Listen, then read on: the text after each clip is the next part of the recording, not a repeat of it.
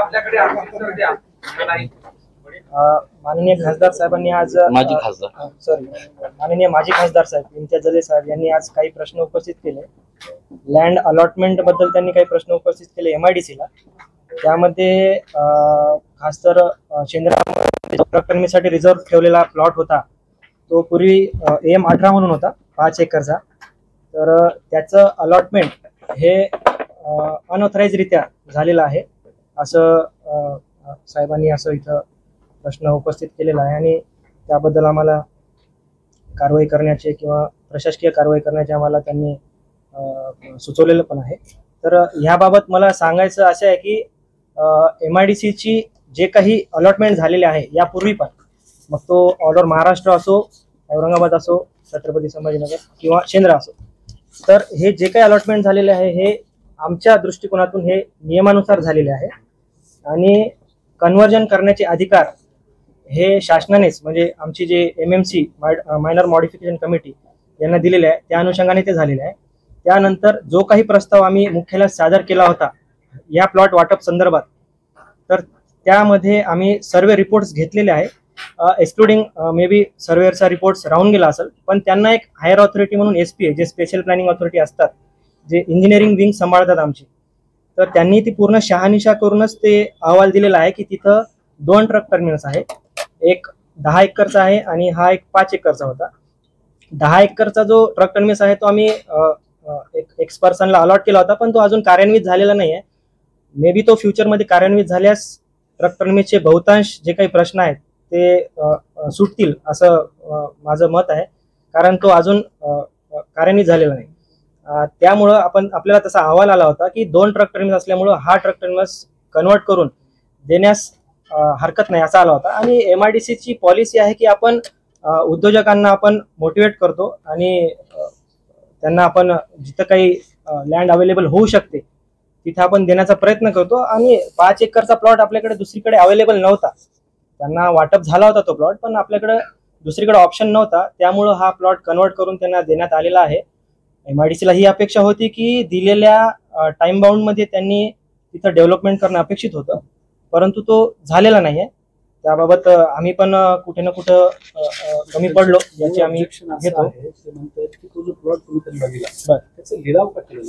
हा, ते मी तेच सांगत आहे की MIDC ची पॉलिसी आहे, म्हणजे आता तुम्ही मिक्स नका होऊ. जनरली मी तुम्हाला मोठी 3 पॉलिसी सांगतो.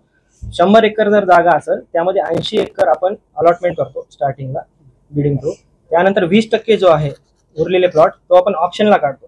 पण ह्या व्यतिरिक्त आपल्याकडे 2-3 अशा पॉलिसी आहे.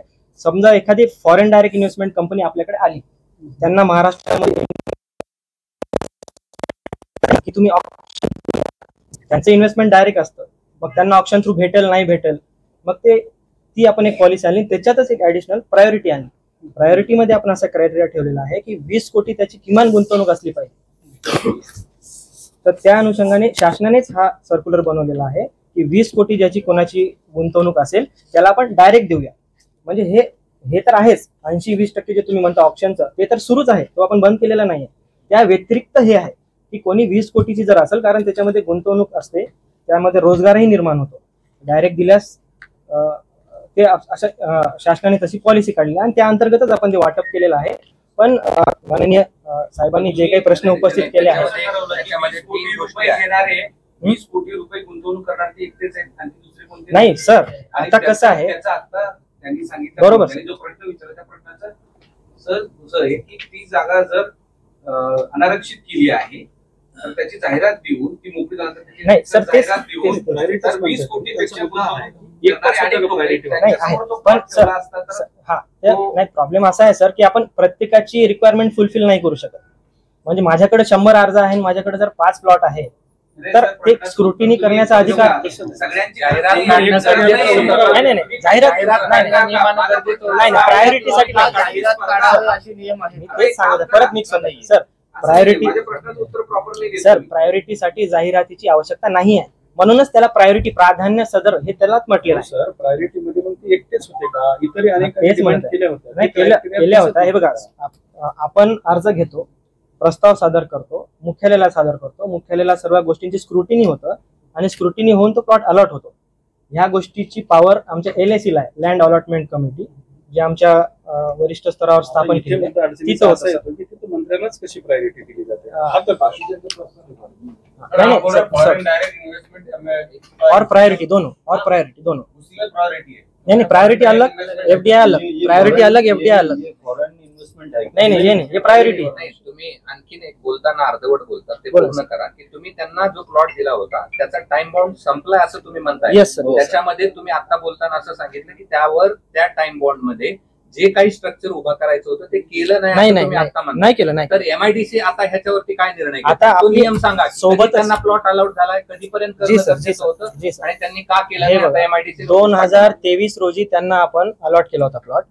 तिथून 3 वर्षात त्यांनी 3 आहे की 2 वर्षामध्ये प्रायोरिटीमध्ये आपण देतो, त्याच्यामध्ये 2 वर्षामध्ये त्यांनी तो प्लॉट डेव्हलप करणं अपेक्षित होतं. त्या व्यतिरिक्तही आपली पॉलिसी आहे की कुठल्याही रिझन, म्हणजे रिझन आता N नंबर्स ऑफ रिझन असू शकतात उद्योजकांकडे, फायनान्शियल प्रॉब्लेम, मेडिकल प्रॉब्लेम, जो काही त्यांना जो काही रिझन देऊन त्यांनी सांगितलेलं आहे की आम्ही ह्या 2 वर्षात डेव्हलप करू शकलो नाही, तर त्याच्यातही आपली पॉलिसी आहे की आपण एक्सटेन्शन देतो. तर आता ती फाईल एक्सटेन्शनला मुंबईला गेलेली आहे. त्यांना जर एक्सटेन्शन मिळालं 6 महिने 1 वर्ष जे काही हेड ऑफिस देईल, त्या एक्सटेन्शन त्या डेव्हलपमेंट अतिरिक्त डेव्हलपमेंट पिरियडमध्ये त्यांना तो प्लॉट डेव्हलप करणं गरजेचं आहे. नाही केल्यास मग तो प्लॉट रेझ्युम बॅक होतो आणि मग इतर उद्योजकांना आपण तो वाटप करतो. रिझ्यूम करायचा कालावधी किती दिवसाचा आहे? सर त्याला मला अर्ज वाटतं करायचा. किती आहे त्याला extension? काय त्यांनी जर प्लॅन सँक्शन करून घेतलेला असेल तर त्याला आपण 2 वर्षाची मुदतवाढ देऊ शकतो. 2 पहिली वर्षाचा मुदतवाढ कालावधी संपल्यानंतर किती दिवसात पुढचे- तुम्हाला ऍप्लिकेशन करावं जर लागतं? त्यांनी ते केलं आहे काही का? डेव्हलप केलेला नसेल पुढल्या 2 वर्षात सुद्धा, तर मग 3ऱ्या वर्षी आम्ही तो परत घेतो. तो झाला ना आता. तुम्ही नाही, केला नाही, नाही, कसं नाही, आहे? पहिले 2 वर्ष सोडून आता डेव्हलपमेंट पिरियड पुढचे 2 वर्ष 26 ऐसा डिपार्टमेंट के ऊपर माजी खासदार की तरफ से आरोप आया कि कुछ डॉक्यूमेंट फाड़फोड़ किए जा रहे हैं। क्या आपके कोई अधिकारी किसी से कहीं कोई मिले हुए हैं? नहीं सर, MIDC में तो ऐसा होता नहीं है. ऐसा ना हो कि उनकी अगर होता है तो हम ही उस पे वो देखेंगे. हम अगर आपके नजर में ऐसा कुछ आया होगा तो आप प्लीज हमें बताइए, तो हम उस पे भी कुछ करेंगे. हमारे वरिष्ठ कार्यालय के जो है वो करेंगे. शेवटचे खासदार साहेबांनी जे सांगितलं की ह्या जागेवरती ट्रक थांबायला जागा द्या आणि हा जो प्लॉट दिलेला आहे त्याची अलॉटमेंट रद्द करा, नाहीतर ऑप्शन करा. बरोबर सर. ह्या गोष्टी त्यांनी मांडल्या, त्याचं तुम्ही पुढे काय करणार आहात त्याचं हा सर, आता कसं आहे, आमच्या पॉलिसीनुसार तर आम्हाला त्यांना एक्सटेन्शन द्यावं लागेल, कारण आमची पॉलिसीच आहे तशी. त्यांचा डेव्हलपमेंट पिरियड शिवाय संपला. बोलले ना ते, त्यांनी जे काही नाही नियमांचं नाही, उल्लंघन हा, झालेलं तर ते आहे, त्या वस्तुस्थिती- पार्श्वभूमीवर आता सरांनी जे प्रश्न उपस्थित केले त्या अनुषंगाने आम्ही एक प्रस्ताव बनवू आणि वरिष्ठ स्तरावर पाठवू आणि बघू सर आता त्याच्यावर काय निर्णय घेतील हे वरिष्ठ स्तरावरच होईल. आमच्या लेवलला तर फक्त वस्तुस्थिती मांडून वरती पाठवून नियम नाही. आता सरांची आहे ना मागणी, किंवा तुम्ही असं सरांची उगाच मागणी आहे म्हणून नाही, मी तर एम्प्लॉयमेंट जनरेशनचा विषय त्यांनी फार प्रकर्षाने मांडला. बरोबर. ते पण त्या क्लॉज मध्ये तेच दाखवत होते books. हो हो हो. तर ते विचार नाही घेतला का तुम्ही? तर ते नाही बघितलं, ते नियमानुसारच आहे का? नाही, सर आता त्यांच्या प्रोजेक्टला 93 स्किल्ड अनस्किल्ड लेबर लागतात हे त्यांनी नमूद केलेलं आहे. आता याच्यामध्ये आपली काही कॅपिंग नाही आहे की कुठल्या उद्योगाला किती एम्प्लॉयमेंट लागलं पाहिजे, अशी काही कॅपिंग नाही. प्रायोरिटी मध्ये त्यांनी 93 दिलं. नाही. प्रायोरिटी मध्ये हा मुद्दा यायला पाहिजे ना. 1000 लोकांनी 93 लोक प्रायोरिटीवर दिलं म्हणतात, प्रायोरिटी हा मुद्दा तर घ्यायलाच पाहिजे की 93 लोकांसाठी द्यायचं 1000 लोकांचा. पहिलं असं प्रकार आहे की असं डी रिझर्व अजून किती झाले काही आकडा वर्षभरात किंवा 2 वर्ष? नाही, आता सध्या तर इथं शेंद्रामध्येच झालेलं आहे. शेंद्रामध्ये ऐसे कितने प्रकरण झालेले हैं कि आपने 5 एकड़ जगह पर ट्रेनर लोगों को एम्प्लॉयमेंट जनरेट करने के लिए दे दिया, एक बात. नंबर 2 कि आपने वो पार्टी से एक्सपीरियंस सर्टिफिकेट मंगवाए थे, जबकि आपकी क्लॉज में लिखा है कि आपको एक्सपीरियंस होना जरूरी है. तो कितने लोगों से आपने कहीं से एक्सपीरियंस सर्टिफिकेट मंगवाए थे? आपने कहीं आपके डिपार्टमेंट की कमी नहीं? नहीं सर, जनरली क्या होता है प्रायोरिटी में हम एक्सपीरियंस नहीं मांगते, क्योंकि वो न्यूली जो एक्सपांशन में जो आते हैं ना, उनका तो एक्सपीरियंस रहता है. मेरे फ्रेंड ने पूछा आपसे कि ऐसे कितने प्रकरण को आपने फाइनल ये- हाँ सर, इसके लिए मुझे थोड़ा टाइम दीजिए, क्योंकि मुझे वो रिकॉर्ड निकालना पड़ेगा. वो रिकॉर्ड निकाल के मैं आपको बता नहीं ऐसा है. अभी मुझे आके यहाँ 2 साल हुए, मेरे पहले अगर 2-3 साल पहले कुछ हुआ होगा तो मुझे, अगर आप देते हैं कि 5 साल में हुआ या 10 साल में हुआ तो मैं आपको दे दूंगा. नाही, एक असं आहे की तुम्ही असं म्हटलं की हे प्लॉट प्रायोरिटीने दिलाय. प्रायोरिटीला तुम्ही त्याचा नियम सांगितला की विदेशी कंपनी आणि 20 कोटी रुपयांची बरोबर कंपनी. ज्या व्यक्तीला यापूर्वी कधीही इंडस्ट्रीचा एक्सपिरियन्स नाही, त्यांच्या पूर्वीच्या कुठल्याही इंडस्ट्री नाही, अशा व्यक्तीला प्रायोरिटी द्यावी अशी तुम्हाला का वाटते? मंत्री होतो प्रायोरिटीमध्ये एक्सपिरियन्सची आवश्यकता नसते, फक्त त्यांची Generally आपण- प्रायोरिटी तुम्ही विदेशातल्या कंपनीला देता ज्याची 20 कोटी आहे त्याला. त्याच्यात दोन तुम्ही प्रकार त्याची तुलना विदेशातल्या कंपन्यांशी केली का? नाही. ज्यांना फॉरेन एकही इन्व्हेस्टमेंट पूर्वीचं industry फॉरेन नाही. इन्व्हेस्टमेंट हा वेगळा अशा लोकांना तुम्ही का- क्वालिटी आणि क्वांटिटी दोन्ही तुम्ही बघितले, म्हणजे मग प्रायोरिटी कुठल्या बेसवर आता दिलेली? मी प्रायोरिटीचा काहीतरी बेस असेल ना देणं.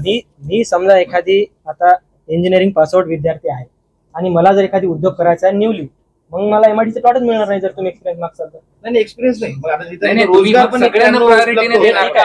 रोजगारचं ठीक आहे. सगळ्यांना पण priority एक्सपिरियन्स का देत बोलत आहे नाही? मी. एक्सपिरियन्स जर तुम्ही मागत असाल तर मग न्यूली फॉर्मच होणार नाही. नाही, newly form होणार नाही, पण त्याला प्रायोरिटी कशी काय देता?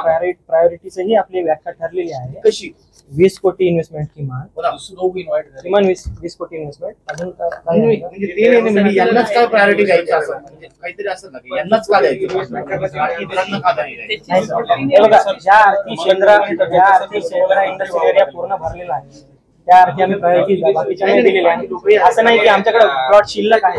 मी असं म्हणलं की मी जागा घेतली असती, मी सुद्धा इंडस्ट्री सुरू केली असती आणि तिथं तेवढ्याच जागेमध्ये 1000-2000 लोकांना रोजगार देऊ शकलो असतो असं ते म्हणाले. उलट आणखी असं म्हणाले की त्याचा एक 6-7 कोटीचा जो प्लॉट दिलेला आहे त्याला 10 कोटी रुपये सुद्धा दिले असते किंवा म्हणजे सरकारला फायदा झाला, रोजगार मिळाला असते शहरवासियांना.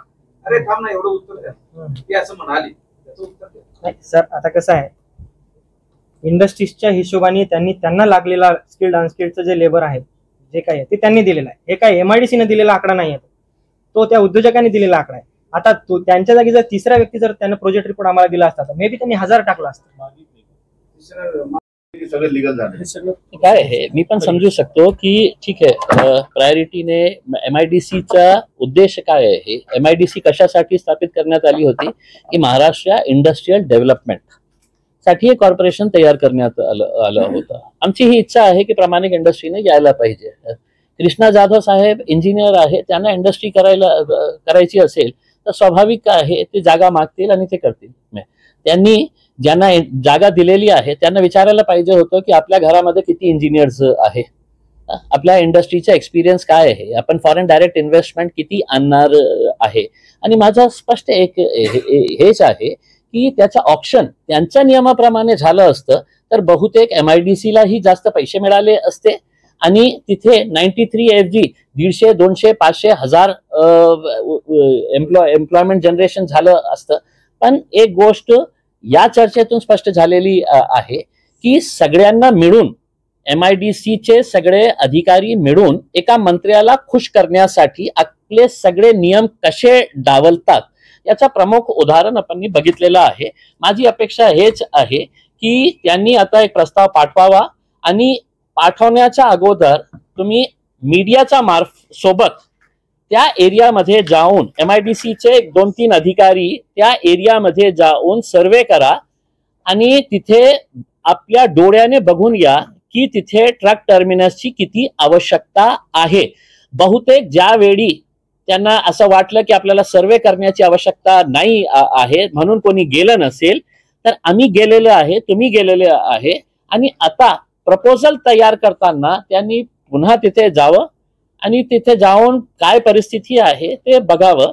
नाही तर जसं मी म्हटलेलं आहे की आम्ही कोर्टामध्येही जाणार, एन्फोर्समेंट डायरेक्टरेटलाही सांगणार आहे आणि याच्यावर एक लॉजिकल कारण काय आहे की हे जग सगळे हे मासियाची लिस्ट आहे माझ्याकडे.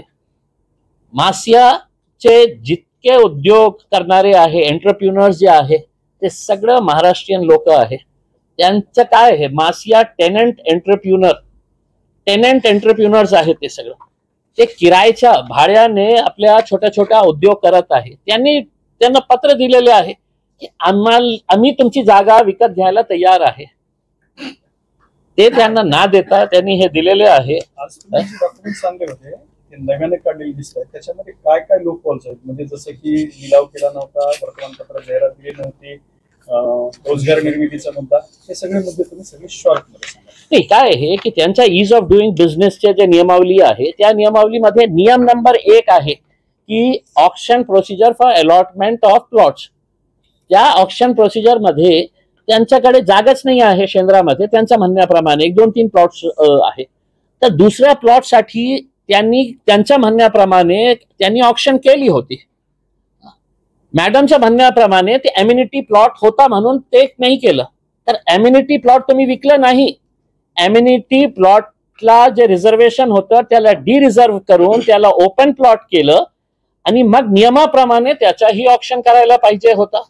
जास्त लोक आले असते, जास्त पैसा मिळाला असता, चांगली इंडस्ट्री आली असती. बहुतेक FDI जे प्रायोरिटीने फॉरेन डायरेक्ट इन्व्हेस्टमेंट आपल्याला मिळालं असतं.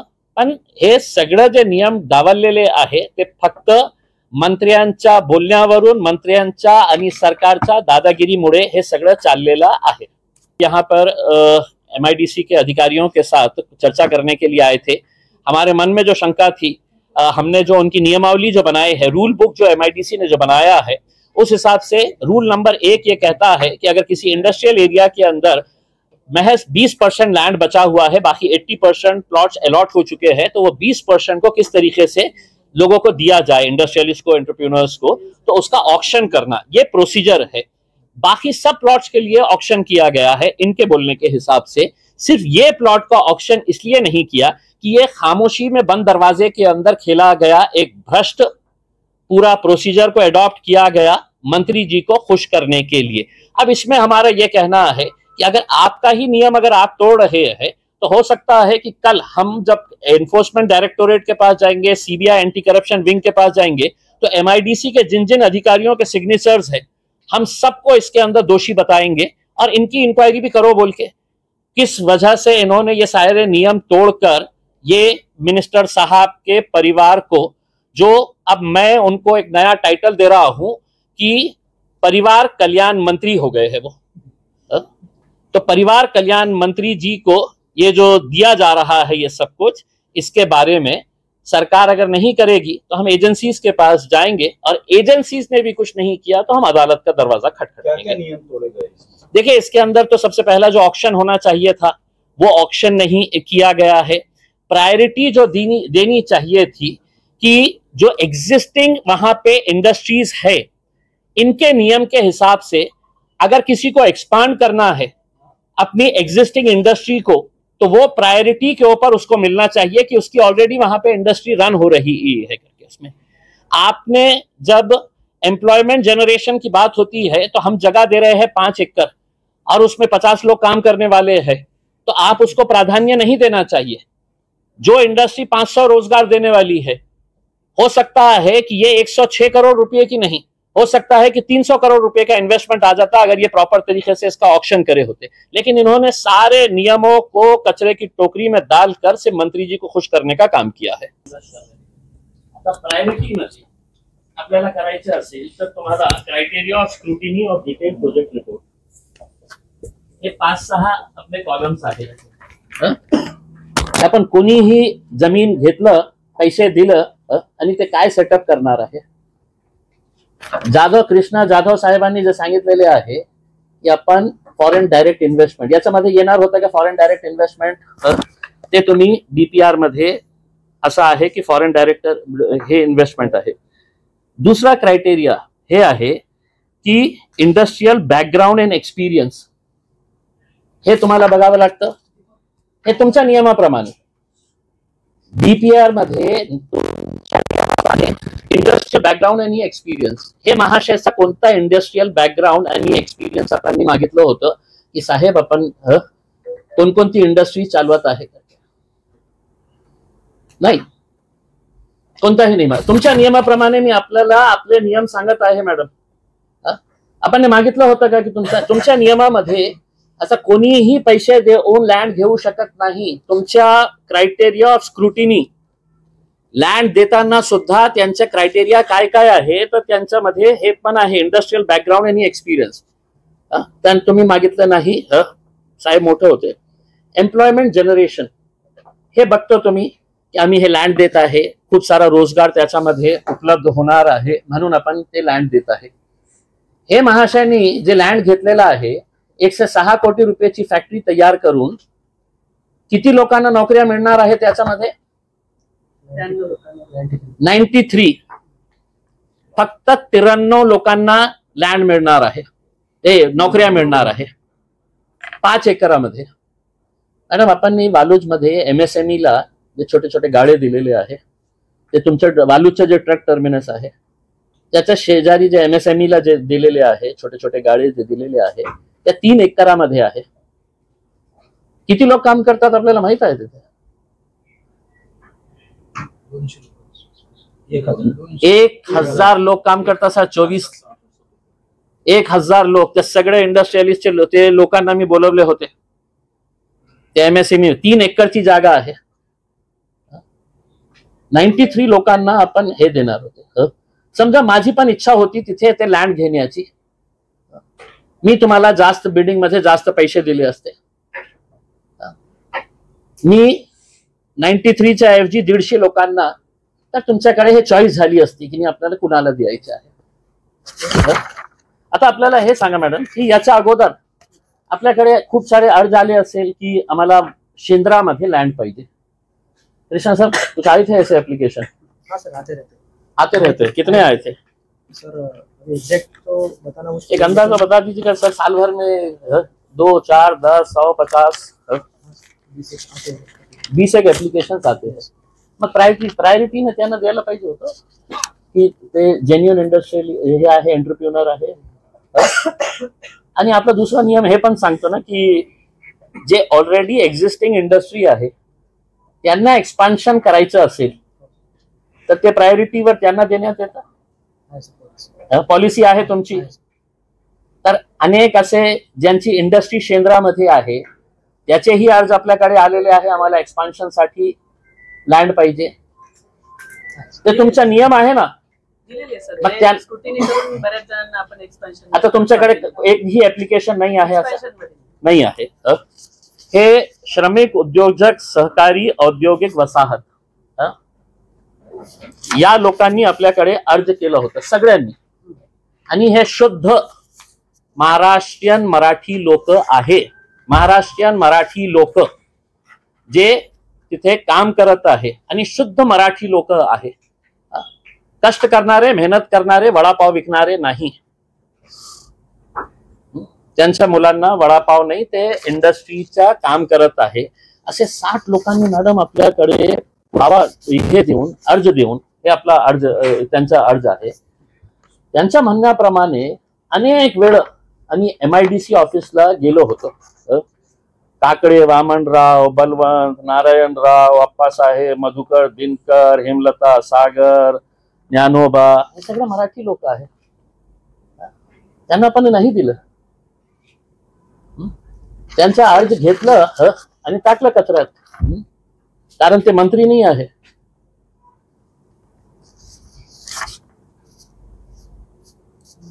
हे सगळे लोक आज भाड्याने जागा घेऊन तिथे आपली छोटी छोटी इंडस्ट्री चालवत आहे. त्यांनी आपल्या पत्रामध्ये लिहिलेले आहे की आम्ही सगळे भाडे करू आहे आणि आम्हाला थोडी थोडी जागा द्या, आम्ही ते विकत घ्यायला तयार आहे.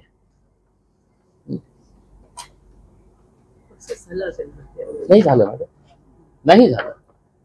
तुम्ही त्याच्यावर ते सगळं तुम्ही सांगितलं तर मी उद्या हे सगळे लोकांना तुमच्या समोर आणून की किती वेळा इथे आले होते ते आणि त्यांना आपण दिले नाही. देतो मी आपल्याला पूर्ण कॉपीज, आपल्याला सगळं देतो. आपल्याला हायकोर्टाने एक निर्णय दिला होता, थोडासा जुना आहे, पण हायकोर्टाने हे जे 60 लोक होते ज्यांनी आपल्याकडे जागा मागितली होती, तर हायकोर्टाचा ऑर्डर आहे MIDC ला, तुम्हाला पार्टी करण्यात आली होती त्याच्यामध्ये, गवई साहेबांचा ऑर्डर आहे. We prima facie find that the allotment which has been done in favor of the respondent number is permissible as per the government policies, since these are the existing industries. We therefore vacate the status quo insofar as the allotment to the state respondent. However, we directed that the respondent MIDC shall not make any further allotments of the plots unless the plots sufficient enough to cater to the needs of the petitioners are earmarked.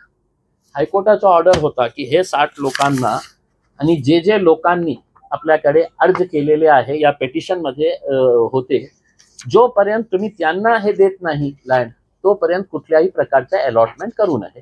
हायकोर्टाचं judgement होतं तेही आपण कारण मंत्री मोठे असेल, सत्ता आपल्याला ट्रान्सफरची भीती वाटली असेल. मॅडम आम्ही याच्या बाबतीत आम्ही काय करावं तुम्ही सांगा. ऍप्लिकेशन आहे त्याचं मी स्टेटस सांगते. तुम्ही नियमाच्या बाबतीत बोला फक्त.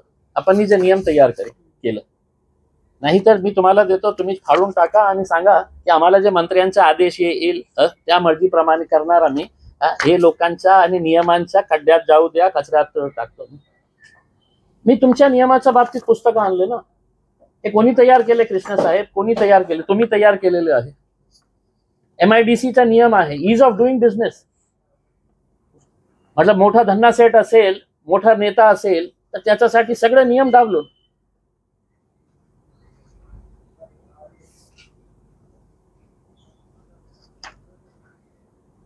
कन्व्हर्शन वगैरे सगळं हेड ऑफिसच्या स्तरावर होतं. झालं ना मॅडम. प्रस्ताव पाठवतो मॅडम मी मानतो की इथून आपण एक प्रस्ताव तयार केलं, 3 लोक बसले, त्यांनी प्रस्ताव पाठवला की आम्हाला हे नाही पाहिजे.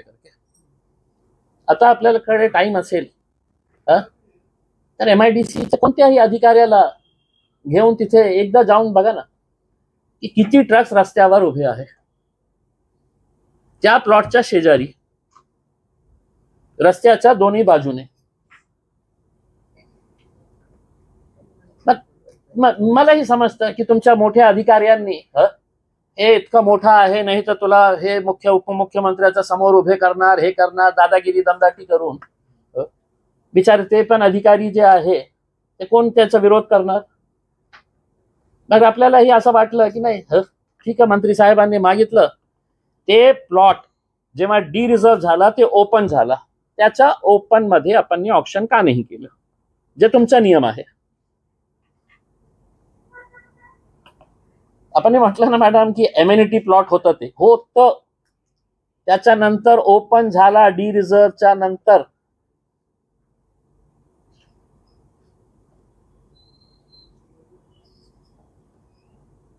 हे मॅडम नियमाप्रमाणे. नाहीतर काय आहे की मी तर एन्फोर्समेंट डायरेक्टोरेटला, CBIला सगळ्यांकडे जाणार आहे आणि आपलाही नाव देणार आहे की याच्या मते या संगनमतामध्ये हे MIDCचे अधिकारी हेही लोक सामील होते. मी CBIच्या अँटी करप्शन विंगला जाऊन हे सगळं दाखवणार की साहेब यांचा नियम आहे. आणि तेही नाही केलं तर मी कोर्टात जाणार. इतक्या वर्षाची आपली नोकरी आहे, मग लढा.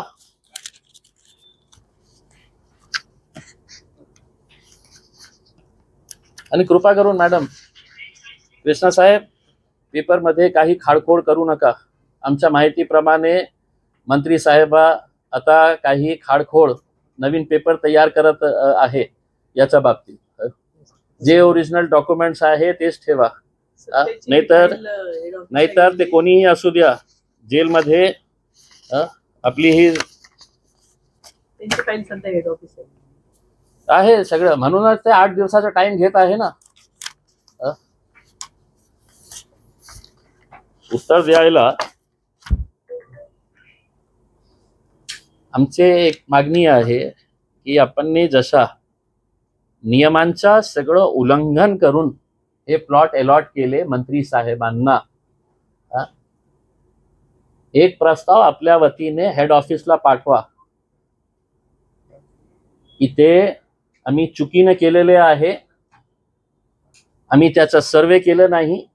आजही तिथे गेल्यानंतर तिथे खूप सारे ट्रक्स उभे आहेत, तिथे ट्रक टर्मिनसच व्हायला पाहिजे.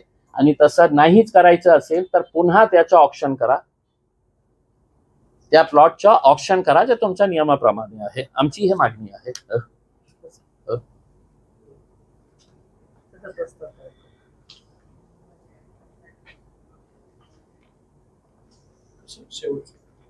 मॅडम नाहीतर काय आहे, मी कृष्णा साहेब अननेसेसरी नहीं क्या, you all will be in trouble. ये आप खुद मानते हैं. रिटायरमेंट को पता नहीं है कितना टाइम है, ये तो यंग है, लेकिन आखिरी के दिनों के अंदर नाही ठीक आहे ना. पण आता जे कोणी असेल त्यावेळी जे कोणी असेल त्यावेळी त्यांनाही सांगतो मी की तुम्ही नियमाप्रमाणे करा ना. इतके सारे महाराष्ट्रीयन लोक, मराठी महाराष्ट्रीयन लोक धंदा करायचे नाही, त्यांना धंदा करायचं होतं. आजही ते धंदा करत आहे भाड्याच्या जागेवर. त्यांनी आपल्याला लिहून दिलेले आहे की आम्ही भाड्याच्या जागेवर हे काम करत आहे. असे 60 लोक आहे. हायकोर्टाने निर्देश दिलेला आहे आपल्याला की जोपर्यंत त्यांना प्लॉट मिळत नाही कोणत्याही नवीन अलॉटमेंट करायचं नाही.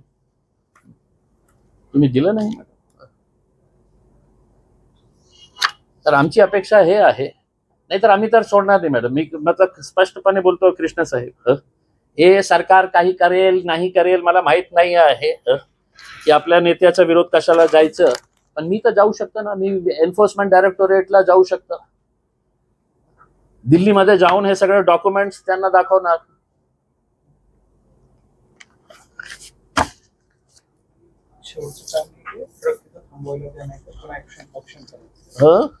पुन्हा ऑप्शन करा ना. म्हणजे तुम्ही सगळं नियम, म्हणजे हे जे पुस्तक आहे ना हे माझी नाही आहे, ईज ऑफ डुईंग बिझनेस, MIDCचं हे पुस्तक आहे, guidelines on land allotment system of MIDC. हे त्यांनी तयार केलेले आहे. आणि कृष्णा साहेब मला म्हणतात की FDI काय फॉर्च्यून 500 कंपनी होती का ते? 2000-3000 कोटी रुपये किर्लोस्कर सारखे येत आहे, टाटा बिर्ला साहेब येत आहे. ठीक आहे, शहराचे टाटा बिर्ला ते बनलेले आहे. पण जे नियम आहे ते नियमाप्रमाणे, आम्ही फक्त आमची मागणी हे आहे की या नियमाप्रमाणे तुम्ही त्यांच्या प्लॉटच्या आता कॅन्सल करा, प्रस्ताव पाठवा. ते तुमचे हेड ऑफिस करतील नाही करतील, नाही तर आम्ही तर कंप्लेंट मध्ये तुमच्या सगळ्यांचं नावं घेणार आहे की याच्यामध्ये आपल्या संगनमताने हे सगळं झालेलं आहे. आणि बहुतेक जे 6.5 कोटी रुपये तुम्ही प्लॉट विकलेले आहे त्याचं ऑप्शन झालं असतं तर ते पैसे माझ्या खिशात मध्ये नाही आले असते, MIDC ला मिळाले असते. बहुतेक कोणती दुसरा जे इंटरेस्टेड पार्टी असलं असतं ते 10 कोटी रुपये तुम्हाला दिले असते.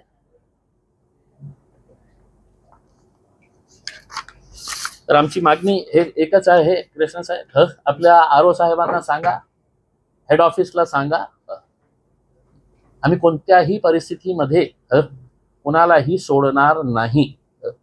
जे आम्हाला करायचे आहे, आंदोलन करायचं आंदोलन करू, कोर्टामध्ये जाण्याची तयारी आम्ही ठेवलेली आहे. आणि सरकारलाही आम्ही सगळं पुरावे देणार आहे.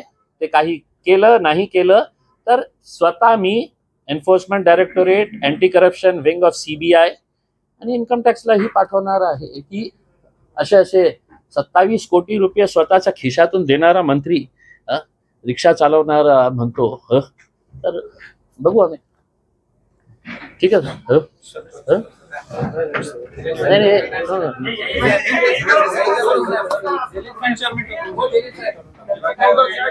नाही यांचं